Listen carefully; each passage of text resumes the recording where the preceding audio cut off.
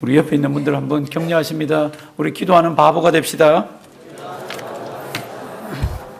만약에 예수님 당시에 지금같이 CNN이나 NBC나 JTBC 이런 텔레비 방송국이 있었으면 예수님 그 당시에 어떤 뉴스가 가장 탑 뉴스였을까?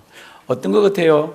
제 질문에 지금 이런 질문은 대답 하나도 안 하셔도 됩니다. 제가 하고 싶은 얘기를 지금 끌고 가니까 지금 어떤 것 같아요? 예수님이 이 땅에 오셔서 지금 오늘 요한복음 4장이 진행되는데 요한복음 4장이 진행되는 요때쯤에서 지금 이런 카메라나 이런 TV 이런 것들이 있었으면 어디에 초점을 딱 맞추었을까? 지금 이 4장이 있기 이전에 요한복음 4장 오늘 우리가 볼 텐데요. 이 4장이 있기 이전에 몇 달 전에는 만약에 지금같이 이런 게 있었으면은 한 사나이에게 쫙 다 비쳤을 겁니다. 아마 전국이 난리가 났을 거예요. 희한한 복장을 하고 약대 트롯을 입고 허리 가죽들을 띠고 손에는 지팡이를 잡고 있으면서 먹는 음식을 보니까 메뚜기와 석청 그리고 희한한데 입에서 나오는 말이 불을 토해냅니다. 회개하라. 어떻게 해요? 천국이 가까웠느니라. 사람들이 어떻게 하면 좋을지 와서 세례도 받고 그럽니다. 그럴 때 마태복음을 보시면 바리새인과 사두개인들이 옵니다. 그들을 향해서 뭐라 그럽니까? 이 독사의 자식들아, 이 렌즈가 있으면 줌을 쫙 잡아가지고 손가락 탁 보여주고 그 끝을 보여주고 이랬을 거예요. 요한복음 4장이 진행되는 그 몇 달 전에 사람들은 와서 어떻게 하면 좋습니까? 세리들도 나옵니다.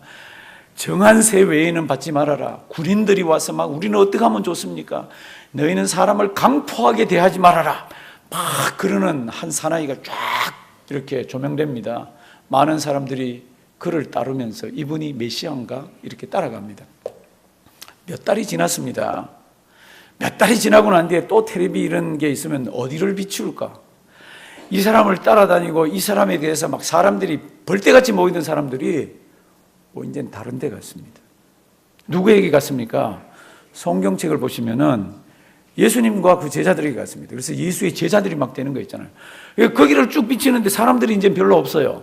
근데 사람들이 어마어마하게 많은 데가 있습니다. 거기가 어딥니까? 예수님 있는 쪽이에요. 지금부터 그걸 한번 쫙 보십니다. 우리 눈으로 카메라 같이 해서 지금부터 한번 보시는데 정신 어떻게 해요? 바짝 차리시고 요한복음 4장을 펴십니다. 요한복음 4장. 오늘 요한복음 4장을 쭉 이렇게 볼 텐데요. 자기 성경책을 가지고 보십시오. 앞에 혹시 나와도 앞에 보시지 말고 자기 성경책을 자기 연필이나 자기 볼펜이나 자기 루즈나 뭐든지 가지고 표를 하시면서 한번 보십니다. 제가 4장 1절 예수의 제자를 삼고 세례를 주는 것이 누구보다?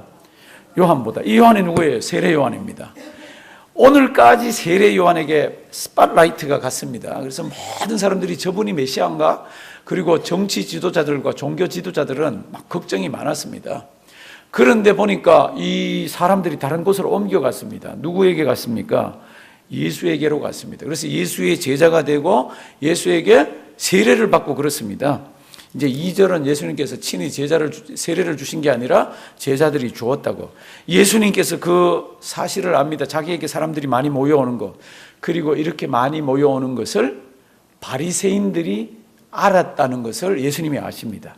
그거 어떻게 합니까? 어떻게 하십니까? 그 다음에 3절. 어떻게 해요? 유대를 떠나사 다시 갈릴리로 가십니다. 지금 유대 지방에 있잖아요. 여기에서 저기 갈릴리로 가는 길은 대체로 요단강을 건너서 이렇게 삥 둘러가는 길과 사마리아를 거쳐가는 길이 있습니다. 누가복음 9장에 보면 예수님께서 사마리아로 한번 가시다가 그걸로 못 갔습니다. 이 사마리아 사람들이 유대인이라고 막아서 그래서 다른 길로 갔습니다. 이제 오늘은 보시면요. 유대를 떠나서 다시 갈릴리로 가실새 어디로요? 사마리아로 통행하여. 유대 지역이 밑에 갈릴리 지역 위에 중간에 사마리아. 보통 때는 사람들이 일로 갈 수 있으면 가지만 못 가게 하면 아주 삥 둘러서 갑니다. 오늘 예수님은 어디로 가십니까? 오늘 예수님은 사마리아 쪽으로 이렇게 올라가십니다. 5절 사마리아에 있는 수가라 하는 동네에 이르시니 야곱이 그 아들 누구에게요? 요셉에게 준 땅이 있습니다. 머릿속으로 자꾸 그림 그리셔야 돼요. 그래서 사마리아 지역으로 들어갔습니다. 6절. 거기 무엇이 있습니까? 야곱의 우물이 있습니다. 예수님께서 우리 사람 몸을 입고 계시기 때문에 너무 피곤해서 우물가에 앉았습니다. 그게 6절입니다. 그러니까 이때가 몇 시입니까? 시간도 나옵니다. 몇 시예요?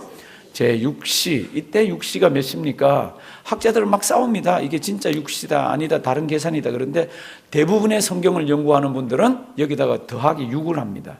몇 시예요? 12시. 굉장히 뜨거울 때입니다. 이 뜨거울 때는 우물가에 사람들이 오질 않습니다. 너무 더워서. 우물가에 물길로 몇 시쯤 옵니까? 저녁 6시쯤 옵니다. 그런데 여기에 여자 하나가 등장을 합니다.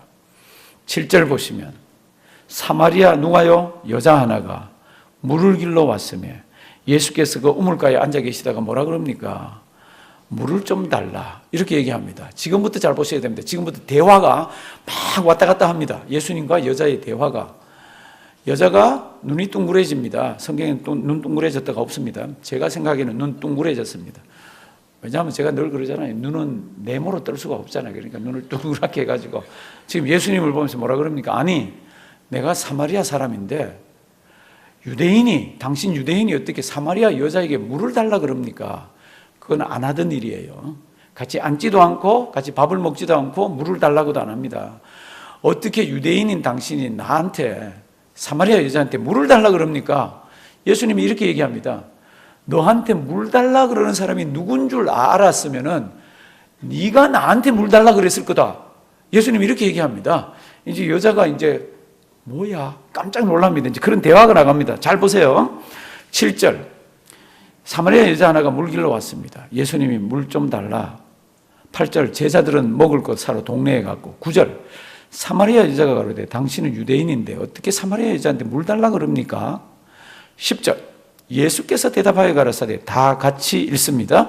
내가 만일 하나님의 선물과 또 내게 물 좀 달라 하는 이가 누구인 줄 알았다면 내가 그에게 구하였을 것이요 그가 생수를 내게 주었으리라. 아멘. 지금 하는 얘기 한번 보십시오. 너한테 물 달라 그러는 사람이 네가 누군지 알았다면 네가 오히려 나한테 물 주세요 그랬을 거고 그러면 내가 너한테 생수를 줬을 거라고. 이게 지금 앞뒤가 안 맞는 얘기를 하고 있습니다. 그러니까 이 여자가 눈이 더 커졌습니다. 왜냐하면 이 여자는 지금 물 길러 왔기 때문에 물 깃는 두레박도 있고 다 있잖아요. 예수님을 보니까 아무것도 없어요. 이 물은 깊고 물을 펄 두레박이 필요한데 아무것도 없으면서 무슨 나한테 물 달라 그러면 생수를 주고 이제 이렇게 합니까? 이제 그게 그 다음 성경 구절입니다.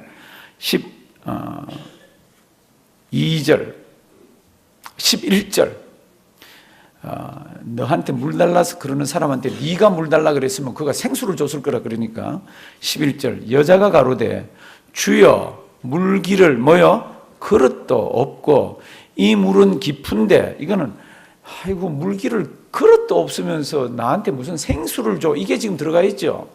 그러니까 당신은 물기를 그릇도 없고 이 우물은 깊은데 어디서 이 생수를 얻겠삼나이까. 그런데 이 여자 머릿속에 기억나는 게 있습니다. 내게 물을 좀 달라 하는 이 사람, 자기에게 물 달라고 오히려 내가 그래야 될 텐데 그랬는 이 사람이 누군지를 모르니까 그러면 당신은 야곱보다 큽니까? 우리 조상 야곱이 우리에게 이 우물을 주셔서 이 우물에서 우리가 물을 길어 먹고 살았는데 당신은 생수를 준다 그러니 그러면 당신은 우리 조상 야곱보다 더 큽니까? 이제 이렇게 대화들이 오갑니다. 한번 보실래요? 13절, 12절 우리 조상 야곱이 이 우물을 우리에게 주었고 또 여기서 자기와 자기 아들들과 짐승이 다 먹었으니 당신이 누구보다 야곱보다 더 크니까 예수님께서 13절, 14절로 이렇게 이야기를 합니다. 다 같이 읽습니다. 예수께서 대답하여 가라사대 이 물을 먹는 자마다 다시 목마르려니와 내가 주는 물을 먹는 자는 영원히 목마르지 아니하리니 나의 주는 물은 그 속에서 영생하도록 솟아나는 샘물이 되리라. 아멘. 지금 이 여자는 이 말 뜻도 모릅니다. 그런데 내가 주는 물을 먹으면 영생하고 그걸 먹으면 속에서 샘솟들이 물이 일어나서 영생하도록 먹는다고 이렇게 얘기합니다. 그 다음 성경 보시지 말고 이 여자가 뭐라 그럴 것 같아요? 물 달라 그러겠어요? 안 달라 그러겠어요? 달라 그러면 왜 달라 그러겠어요? 자기한테 물 달라 그러죠. 왜요? 매일 물 길러 오는 게 너무 힘들어. 매일 물 길러 오는 게 너무 힘들어요. 그러니까 성경에 그렇게 기록되어 있습니다. 그럼 저한테 물 주세요. 물을 주시면 내가 이렇게 물 길러 오는 고생을 안 해도 되잖아요. 그게 그 다음 성경입니다. 보실래요? 15절. 여자가 가로되 주여 이런 물을 어떻게 해요? 내게 주사 목마르지도 않고 그 다음 뭐요? 또 여기 물 길러 오지도 않게 하옵소서. 얼마나 일석이조예요. 저 같아도 그러겠어요. 여기 있는 분들도 한 번 먹고 목 안 마르면 그 우리 하죠. 지금 그 얘기잖아요. 그렇죠? 그 얘기잖아요. 그러니까 여자가 계산이 빠릅니다. 이 여자는 계산이 굉장히 빠른 여자예요. 그 계산 빠른 거는 다음에 나옵니다. 그러니까 머릿속으로 한 번만 얻어먹으면 속에서 목마르지 않고 다시는 물 길러 안 와도 되니까 물 주세요. 이렇게 이제 나간 겁니다. 그때 예수님께서 이 여자와 다른 각도에서 얘기들을 시작하십니다. 16절. 여기 물 길러 안 와도 되니까, 그리고 영원히 목마르지 않을 물이니까 그 물 주세요. 16절. 가라사대 가서 누구요? 내 남편을 불러라. 완전히 다른 이야기를 합니다. 완전히 다른 이야기를. 한번 보세요. 이 여자가 그 다음에 뭐 어떤 상황에 있는지. 내 남편을 불러오라. 여자가 대답합니다. 나 남편 없어요. 그랬더니 우리 주님이 이렇게 얘기합니다. 너 남편 5 있었다. 그리고 지금도 하나 있다. 그런데 갈라는 뭐예요? 지금 남편 없다 그러니까 갈아치우려고 그러고 있는 거지. 이 여자는 계산이 아주 빠른 여자예요. 아니, 자기 남편 있으면서 없대. 그래서 어떤 학자들은 여기 와서 뭐라 그러는 줄 아세요? 이 여자가 예수를 자기 남편으로 픽업하려고 그랬다고 주석을 쓰는 사람들도 있습니다. 뭐 그런 거 아니에요. 이 여자는 지금 5명이 있었는데 갈아치웠습니다. 대단한 여자예요. 대단한 여자. 그리고 지금도 하나 있어요. 그런데 이것도 어떻게 하려고요? 이것도 계산을 해보니까 오래 살면 재미가 없어. 건강이 나쁜지 돈이 없는지 노동을 못 하는지 뭔지 모르겠지만 이것도 갈아치우려고 지금 하고 있으니까 너 남편 5이 있고 지금도 하나 있는데 뭐라 그랬습니까? 남편 없어요. 이런 거예요. 참 희한한 여자를 예수님이 지금 대화하고 있습니다. 그런데 예수님은 이런 여자도 안으시더라고요. 허가한 게 아니고요. 이런 여자도 영적으로 하나님의 교훈을 주시면서 구원을 시키더라고요. 지금 이야기 돼가는 거 잘 한번 보십시오. 이 여자 정말 계산이 빠른 여자예요. 대단한 여자예요. 18절. 내가 남편 5이 있었으나 지금 있는 자는 뭐라고요? 내 남편이 아니니 내 말이 참되도. 근데 지금 있잖아요. 그러면 남편이잖아요. 근데 예수님도 아니라고 그래요. 왜요? 이 여자 갈아치우려고 그러는 걸. 뭐 그 남자가 갈아치우려고 그러는지 여자가 갈아치우려고 그러는지 하여튼 갈아치우려고 그러는 거예요. 그러니까 이 여자가 이제 대화가 어떻게 가나 그러면 이 사람 봐라. 좀 신통하다. 내 과거도 알고 내 현재도 아네. 그러니까 당신은 내가 보니까 선지자입니다. 이렇게 이제 이 여자가 나갑니다. 그게 이제 19절. 이게 지금 긴 얘기지만 지금 하나로 지금 되어 있어서 빨리 봅니다. 여자가 가로되 주여 내가 보니 뭐요? 선지자입니다. 그러니까 이 여자가 이때까지는 물 먹는 이야기, 뭐 우물 이야기, 그다음에 자기 남편 이야기 이렇게 하다가 이 여자가 아주 못된 여자임에도 불구하고 무슨 얘기를 합니까? 예배 이야기를 합니다. 예배. 이게 못된 짓 하다가도 예배 얘기할 수 있습니다. 근데 그렇게 하지 마세요. 이 여자는 하여튼 그런 여자예요. 그래서 이제 주여 내가 보니 선지자로서이다. 그 다음 무슨 얘기합니까? 예배라고 그랬죠. 우리 조상들은 이 산에서 예배하였는데 당신들의 말은 예배할 곳이 어디요? 예루살렘에 있다 그러던데, 그랬더니 우리 주님께서 지금부터 새 세상이 열린 것을 이야기합니다. 옛날에는 이 사마리아 사람들이 그리심산이라는 곳에서 예배를 드렸는데, 그리고 이스라엘 백성들은 예루살렘 성전을 중심으로 해서 예배를 드렸는데, 우리 주님이 이렇게 얘기합니다. 21절. 예수께서 가라사대 여자여 내 말을 믿어라. 이 산에서도 말고 예루살렘에서도 어떻게 해요? 말고 너희가 아버지께 예배할 때가 있다고. 이 예배할 때는 이방인뿐만 아니라 모든 유대인뿐만 아니라 모든 사람들이 다 모여서 하나님 경배하는 그런 예배할 때가 있다는 겁니다. 22절. 그러나 너희들은 이제껏 거짓된 예배를 드렸고, 그래도 유대인들은 하나님께서 주신 말씀을 따라서 그래도 예루살렘을 중심으로 해서 예배를 드렸는데, 구원은 어디에서 난다고요? 유대인에게서. 22절 굉장히 중요합니다. 그 줄을 쫙 쳐놓을래요? 줄을. 신구약 성경을 다 틀어봐도 구원은 어디에서 시작합니까? 유대인에게서. 하나님이 이 땅에 민족들이 많지만 유대인을 택해서 유대인을 통해서 시작을 하시더라고요. 혹시 유대인이 너무너무 미운 분 계세요? 유대인이 너무너무 미운 분 너무 미워하지 마세요. 그 사람들은 전 세계 유리방황하면서 머릿속으로 마음속으로 집어넣은 게 자기들 어떻게 하든지 서바이벌 하기 위해서 나오는 태도들이에요. 그런데 성경 로마서를 보시면은 로마서에서 바울이 자기 속에 있는 큰 고통과 고민을 이야기합니다. 그 고민이 뭡니까? 자기가 다니는 소아시아 이방 지역에 가서 예수 믿으라 그러고 그분이 메시아라 그러고 그분은 부활했다 그러면 사람들이 막 와서 믿으면서 세례도 받고 교회가 서지고 막 그런데 끝까지 자기를 죽이려고 그러고 끝까지 자기 예수 못 믿게 하고 예수 믿는 사람들이 흩어버리려고 그런 사람들이 있는데 그들이 보면은 유대인들이에요. 그러니까 마음속에 큰 고민이 있습니다. 왜 우리 백성은 이렇게 하나님 앞으로 예수 믿으면서 메시아를 믿으면서 돌아오지 않습니까? 근데 하나님이 지혜를 주셔서 마지막에 되면은 하나님께서 택한 유대인들은 다 집단적으로 돌아올 것을 로마서에 기록을 해놨습니다. 사랑하시는 성도 여러분들, 유대인들이 집단적으로 마지막에 돌아올 때 앞뒤 성경 구절을 보면 이런 말씀이 있습니다. 유대인들이 하나님을 거역하고 유대인들이 불순종함으로써 구원의 반열에서 떠남으로 이방인들이 이런 은혜를 받고 이런 하나님의 어마어마한 체험들을 했는데 유대인들이 하나님 품으로 돌아오면 얼마나 더 큰 은혜들을 받을고 여기에 성경에 기록되어 있습니다. 사랑하시는 성도 여러분들, 지금은 유대인들이 지금 예수 안 믿잖아요. 그런데 언젠가 하나님께로 예수 믿으며 돌아올 때가 있다라고 얘기합니다. 그런데 그 성경 앞뒤를 보면은 그들이 배반하고 하나님을 믿지 않을 때도 하나님께서 이방인들에게 이런 큰 은혜를 주셨는데 그들이 같이 들어오면 얼마나 더 큰 은혜를 받겠는가, 이게 성경의 가르침입니다.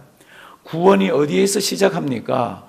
구원이 유대인에게서 시작합니다. 그러니까 장사를 하거나 나가서 사람 만나다가 유대인 때문에 상처를 받으면 샥 그러고 욕은 한번 하지만 미워하지는 마세요. 미워하지는 마세요. 왜냐하면 거기에서 기독교라는 거기를 통해서 예수 그리스도가 이렇게 우리에게 왔습니다.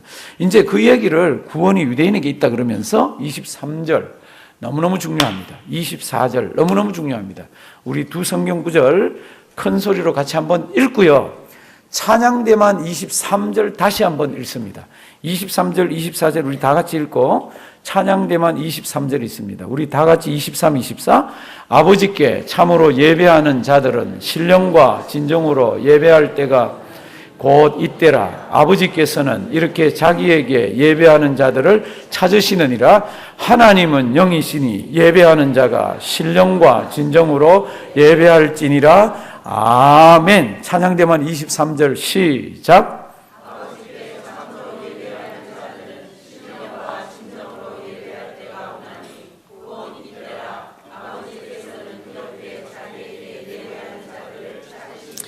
아멘. 하나님이 누구를 찾습니까? 어렵게 설명되어 있습니까? 하나님이 어떤 사람을 찾습니까? 어려워요? 다시 한번 볼래요? 안 보고도 대답할 수 있죠. 하나님이 어떤 사람을 찾습니까? 이렇게 자기에게 예배, 한번 따라 하시면 돼요. 예배. 지금 계산이 아주 빠른 여자예요, 이 여자. 어쩌면 예수님하고 살아도 갈아치울지 몰라. 아주 계산이 빠른 여자예요. 이 여자 완악하기 짝이 없고요. 세상에 때 묻을 대로 때가 묻었고 사람의 말이라면 믿지 않는 여자입니다. 이 여자에게 우리 주님께서 가르쳐 주십니다. 인생을 살면서 가장 중요한 순간이 있다. 인생을 살면서 이거는 빼먹지 말아야 되는 순간이 있다. 그게 무슨 시간이고 무슨 사건이냐, 이렇게 얘기합니다. 이렇게 예배, 그 자를 하나님이 찾는다는 겁니다. 그럼 이렇게가 뭡니까? 그 위에 보면 신령과 진정. 학자들이 전부 신령이 뭐고 진정이 뭔지 막 학자마다 달라요. 학자마다. 신령은 뭐고 진정이 뭐다. 저는 이렇게 해석을 합니다. 신령과 진정으로 드리는 예배가 뭡니까? 너희 마음을 다하고 성품을 다하고 뜻을 다하고 힘을 다하고 모든 것들을 다해서 인격을 다해서 하나님 아버지 앞에 예배 드리는 것. 저는 더 이상의 설명을 할 수가 없습니다. 영이, 신령이 뭐고 진리가 뭔지를 뭐 이렇게 저렇게 따박따박 따져서도 그거 다 치우고 우리의 인격을 다해서 우리의 마음과 뜻과 정성을 다해서 하나님 아버지 앞에 와서 하나님, 제가 왔습니다. 하나님 다 아시죠? 제가 6일 동안 어떻게 살았는지. 하나님 제가 어떤 놈인지 하나님 아시죠? 그러면서 온 인격을 다해서 하나님 아버지 앞에 나와서 예배 드릴 때 하나님께서는 그 예배 드리는 자를 찾으시면서 나에게 은혜를 주신다는 이야기입니다. 어려워요?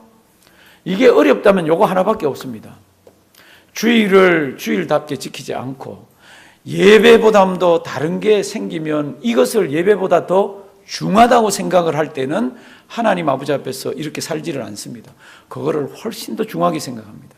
그걸 훨씬 더 가치 있게 생각합니다. 그러면서 예배를 소홀히 하고요, 예배를 가치 없다라고 이렇게 생각을 합니다. 무서운 이야기죠. 무서운 이야기죠. 지금 시대가 어떤 시대입니까? 지금 시대가 이런 예배에 마음을 집중하고 이런 예배를 드려야 되겠다고 생각하는 사람들이 점점 줄어들고 있습니다. 주변을 한번 보십시오. 급한 일이 있으면 예배보다도 더 급하다 그러면서 그걸 합니다. 예배를 드릴 수 있으면 그걸 좀 늦게 하든지, 예배를 드릴 수 있으면 그걸 다음에 하든지 이렇게 해도 되는데 그게 내 목줄이라, 때로는 그게 나를 붙들고 있는 걸, 그걸 하고 있습니다. 사랑하시는 성도 여러분들, 영원하신 하나님, 천지를 만드신 하나님, 무한하신 하나님, 변하지 않는 하나님, 그 하나님이 나를 찾아와서 찾으면서 나에게 은혜를 주시는 순간이 언제입니까? 내가 가게를 열 때입니까? 내가 은행에 디파짓 할 때입니까? 내가 신이 나서 홀인원 할 때입니까? 성경은 그렇게 얘기하고 있지 않습니다. 성경은 거기에는 관심이 없습니다. 성경은 이렇게 얘기합니다. 하나님께서는 신령과 진정으로 예배하는 자, 그가 마음이 아프든지, 그가 좀 못 살든지, 그가 좀 힘들든지 어떤 모습이라도 괜찮다는 겁니다. 마음과 뜻과 정성을 모아서 주님 앞에 나와서 예배드리면 천지지으신 나 하나님이 그를 찾으면서 그에게 은혜를 주시고 지혜를 주시고 그를 붙들어 주시겠다 그럽니다. 사랑하신 성도 여러분들, 세상에 귀한 거 많죠. 예배보다 귀한 게 없다라고 오늘 성경은 얘기하고 있습니다. 예배 놓치지 말기 바랍니다. 우리의 모든 것들의 핵심은, 우리 모든 것들의 은혜 받는 방편은 일단 예배에 있습니다. 예배를 드리면서 은혜를 받아야 세상에 나가서 나눠줄 게 있죠. 친구를 만나도 내가 믿는 예수 이야기할 게 있죠. 예배 시간 빼먹고 예배 시간마다 하나님 아버지 앞에서 기대감도 없이 나와서 앉아있다가 빨리 안 끝나나, 목사님 시계는 내 시계보다 늦은 걸 갖고 다니나, 뭐 속으로 이러면서 뭐 이렇게 앉아 계시다가 예배 끝나면 야호 그리고 나가서 커피 마셔서 그때는 눈이 반짝반짝. 성도 여러분들, 예배 시간보다 우리의 마음을 모으고 눈이 반짝이고 우리 감격할 그런 곳은 세상에 없습니다. 여기서 은혜를 받아야 가게 문을 열면서도 찬송이 나오고, 여기서 은혜를 받아야 친구하고 놀러가서 운동을 하면서도 기쁘고요, 예배에서 은혜를 받지 못하면 구역에 흩어져서도요 기쁨이 없습니다. 성도 여러분들, 예배 시간 얼마나 길어요? 길지 않습니다. 길어야 1시간입니다. 그런데 이 1시간이 왜 그렇게 귀중합니까? 성경에 하나님이 우리 눈이 실수하지 않도록 또박또박 적어놨습니다.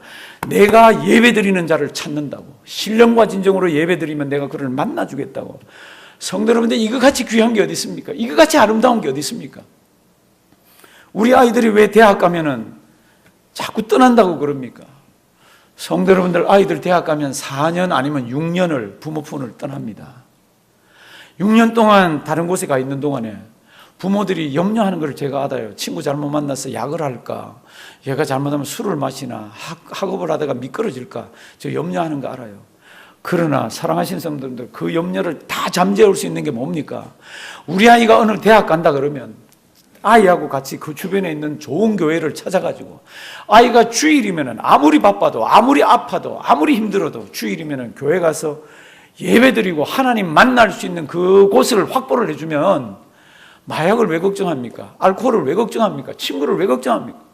1시간 예배드리면서 하나님 제대로 만나면 만난 아이가 마약하는 아이를 데려오고 만난 아이가 다른 사람을 변화를 시키지 왜 우리 아이가 변화가 됩니까?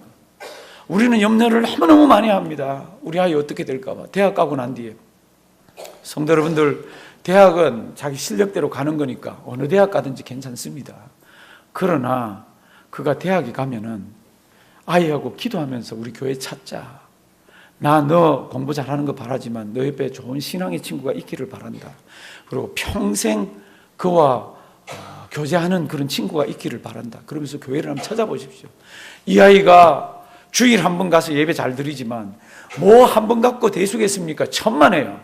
어떨 때는 예배 한 번 잘 드리면요, 그게 평생 가시는 거 알잖아요. 평생 가는 거 알잖아요. 왜요? 하나님은 그만큼 어마어마한 분입니다. 어마어마한 분이에요. 아이들 대학 보낼 분 계실 거예요. 아이들 대학 보낸 분도 계실 거예요.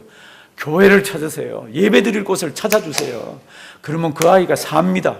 4년 돌아와서 성숙하게 돌아옵니다. 그가 또 교회를 떠나도요, 그 신앙은 떠나질 않습니다. 왜요? 하나님의 위대하신 그 맛을 보았기 때문입니다. 조금 됐습니다. 저는 장례 때문에 우리 예의원 사람들을 간혹 볼 때가 있잖아요. 어떤 예의원 사람이 저한테 얘기합니다. 뉴욕에서 한인들, 뉴욕에서 이제 초상이 나면 이제 자기에게 오는 그 시신들 가운데, 자기한테 오는 시신들 가운데 10%가 자살한 사람이라 그럽니다. 저는 그 숫자에 너무 놀랐습니다. 이런 거는 통계를 잡지를 못하잖아요.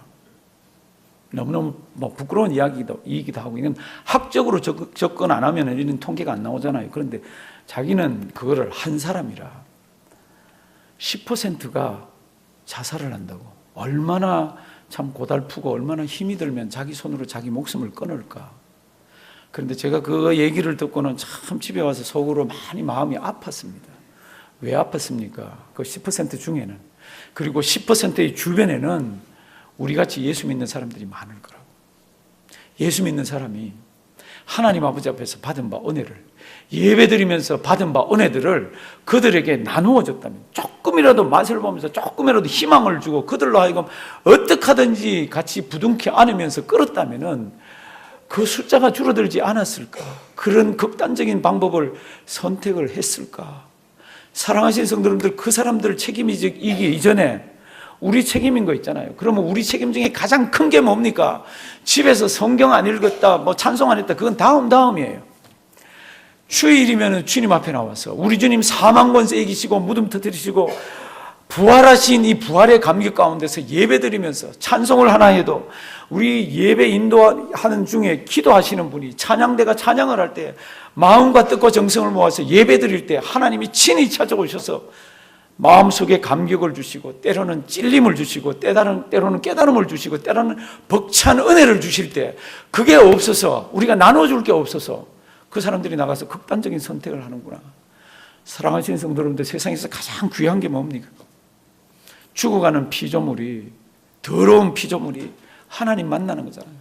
하나님 만날 수 있는 방법은 하나밖에 없습니다. 예수 그리스도를 통해서. 근데 우리는 다 예수를 믿으면서 여기 나와 있잖아요.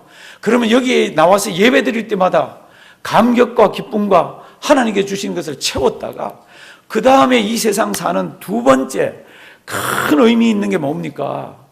세상 나가서 안 믿는 사람에게 예수 전하는 거. 그게 우리 인생의 두 번째 큰 거잖아요. 첫 번째는 예수 믿는 겁니다. 두 번째는 뭡니까? 나가서 안 믿는 사람들에게 예수 전하는 겁니다. 그럼 세 번째는 뭡니까? 모일 때마다 감격스러운 예배를 드려서 하나님의 은혜가 폭포수처럼 임해서 그걸 가지고 세상 나가서 나누어주는 겁니다. 이것같이 귀한 게 어디 있습니까? 사랑하시는 성도 여러분들, 우리 오래 살지 못합니다. 저 이제 60세입니다. 미국 나이로. 오래 살지 못합니다. 160세에서 못 삽니다. 저도 160세 살기도 싫습니다. 지난 한 주에 제가 뗀 책이 하나 있습니다. 일본에서 나온 책입니다. 간병살인입니다. 무서운 책이에요. 이제 거기에 등장하는 글을 쓴 사람이, 한국에도 많습니다. 미국에도 많아요. 일본에도. 글을 쓴 사람이 신문지상에 나는 것들을 가만 보니까 간병을 하다가 환자를 죽이는 겁니다. 간병을 하다가 환자를 죽이는 거예요. 그래서 세상에 이런 일이, 그래서 이 사람이 이제 들어가서 그것을 이제 주변을 이렇게 살펴보기를 시작했습니다. 간병을 해야 되는 사람은 큰 치매가 왔거나 아니면 불치의 병이 걸렸거나 나을 수 없는 사람들입니다. 그러면 일본이건 미국이건 그러면 요양원에 보내라 그러고 그러는데, 식구들이 가장 가까이 있는 사람이 아닙니다. 제가 돌보겠습니다. 제 죽을 때까지 하여튼하고 어떻게 하든지 잘 돌보겠습니다. 그게 이제 몸이 아픕니다. 어떡할지 몰라서 가족들이 막 하다가 요양원에 가서 진단을 받고 그 다음에는 뭐 어디 보내시죠 그러면 가족들 중에 누가 낫습니다. 아들이 나서거나 남편이 나서거나 부모가 나서거나 그렇게 해서 자기가 돌보겠다는 겁니다.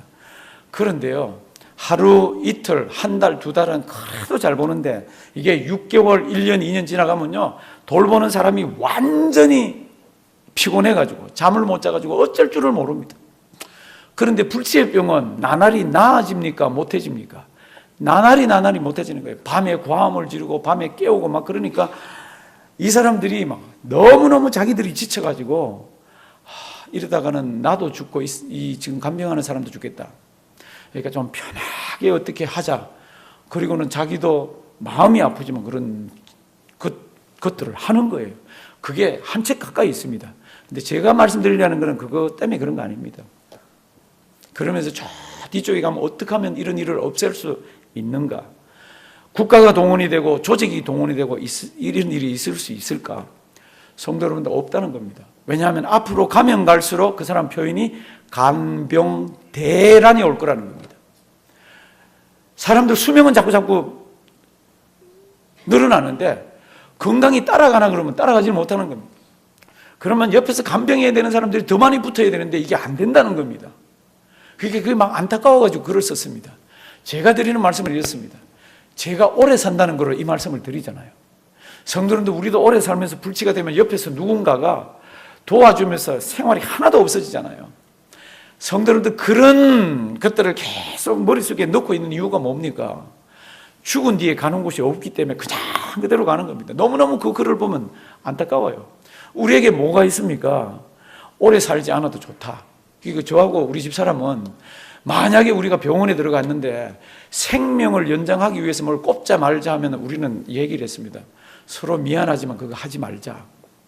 우리는 예수 믿잖아. 그리고 주님 품에 서면 되잖아. 우리가 그거로 생명을 연장하면 옆에 있는 사람들의 삶이 다 망가지면서 아무것도 못합니다. 감사도 없어집니다. 감사도. 예수 믿는 사람들은 뭐가 있으면 됩니까? 건강한 동안에 하나님 나에게서 의식을 또렷하게 주시는 동안에 예배를 주님 앞에 나와서 하나님, 제가 나왔습니다. 하나님, 저 아시죠? 저를 그렇게 사랑해 주셔서 감사합니다.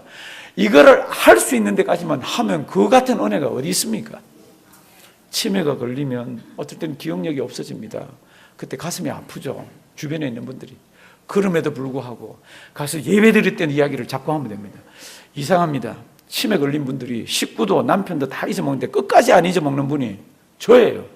그래서 그게 제가 하나님께서 제가 잘나서라 아니라 저 알잖아요. 제 못생긴 거 대머리에다가 이런 거 다 알잖아요.